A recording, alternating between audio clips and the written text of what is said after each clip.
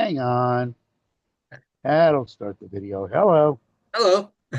Wow, look at the blinding light. Hi. Hang on, the light is blinding. Well, greetings, Mike. Thank you so much. Thank you for having me, Jake. Glad to have you. Just before we begin, would you like to introduce yourself? Sure, I'm Mike Pollock. But wait, there's more. You might know me as the voice of Dr. Eggman. You might know me as Meat from Ultimate Muscle. You might know me as Mr. Meat from the Keplerian games, or a host of commercials and anime dubs and cartoons and video games and stuff. I'm an actor. I like to act. Hmm. Well, I'm Jacob, and I do animation and film. So, Excellent. yeah, really fun. I Thanks. guess to start things off, how did you get into voice acting? What really pushed you to get into this? As a kid, I loved radio and I loved theater. And voice acting, such as it is pretty much the perfect amalgamation of the two. In the old days, back in the 1940s, there were radio dramas. If I was born maybe about 50 years earlier, I'd be in radio dramas, just creating theater of the mind. But as a kid, radio was there as my constant companion, and I would do school plays and get to perform.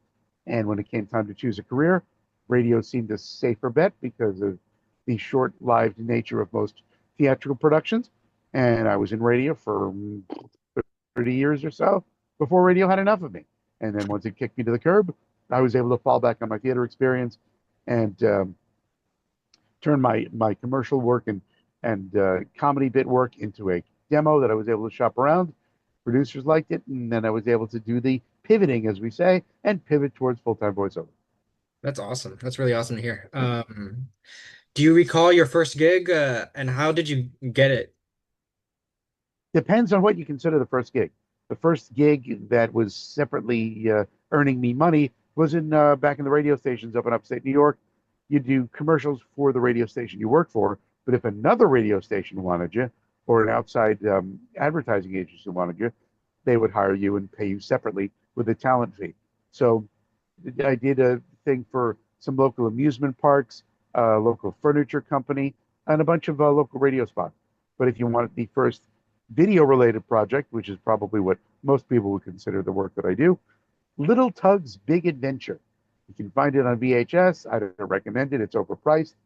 But I played all the male boats in a kids production that featured live action footage of boats in New York Harbor. Huh. Wow. Okay, so I have a hunger for international foreign niche films. That's like my whole thing. And Excellent. I know recently you're in a movie called The Green Dinosaur, Diplodocus. Mhm. Mhm. Um, how did you get about getting that role as the scientist in that movie? That's pretty much all about networking. It's produced, the dub is being produced or has been produced by 3 Beat Production. And I worked with them on a whole bunch of stuff and known the folks involved even before they had their own company. And they sent me an audition. The director was thought I would be a good candidate, so he sent out auditions, presumably to people other than me as well. But I auditioned. They liked my audition and they cast me, and I was delighted to be a part of it. Hmm. Um, what of the so there's two very popular roles that you're well known for. Well, the second one I know more about, but of course Eggman, but Sure. there's also the bird from Kikiriki. Hmm. Which of the two do you like? Have you had more fun playing? I have fun whenever I get to work. Work is my play. It brings me great joy. And fortunately, both of them involve voices that make me laugh. The role of Big Oriki when he was Kiko Riki, and then Carlin later as in Gogo Riki, which also produced by 3B, same people involved.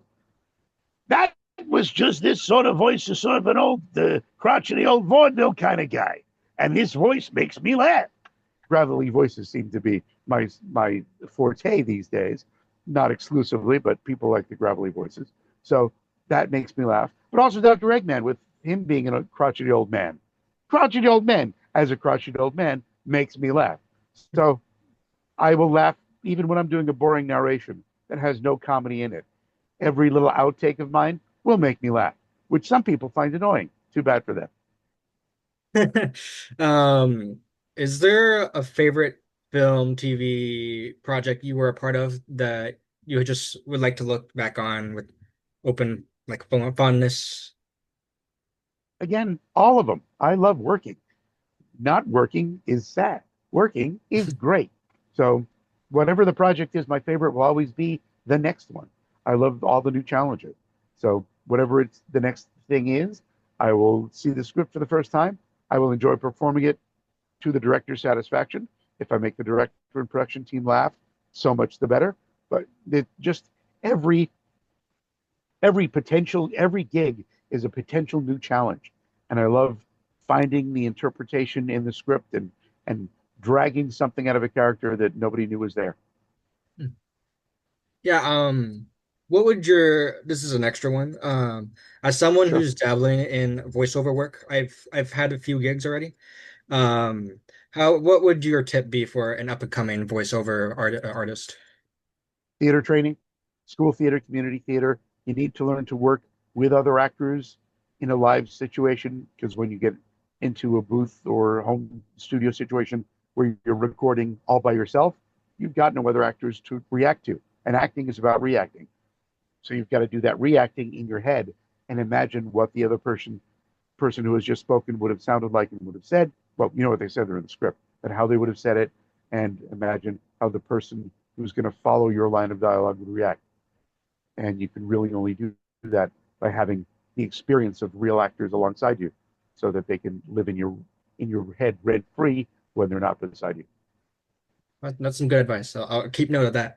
Um, and finally, I'll have some additional stuff after the recording, just to ask you Cool. personally. But Sure. final question for our interview here would be any upcoming projects you like to share, if you're allowed to. That's up to you. That's That the you, thing. The future is always unknown and under non-disclosure. Uh, Stuff that let's see. Is there anything that's been noted? That's been well. The Keplerians, Mr. Meat franchise seems to be alive and well. So there's more of that. There's some new Sonic stuff trickling out. So presumably, we hope, fingers crossed, there'll be more of that coming up. But keep your eyes and ears out. Just recorded a commercial the other day. Can't tell you what it is because again, not out yet. But it should be showing up on streaming services near you. well, I'll keep my eyes peeled for that. Cool. Um, but yes, thank you so much for joining me. Absolutely. It was a pleasure Thanks for having having me, Jake. the mic on here.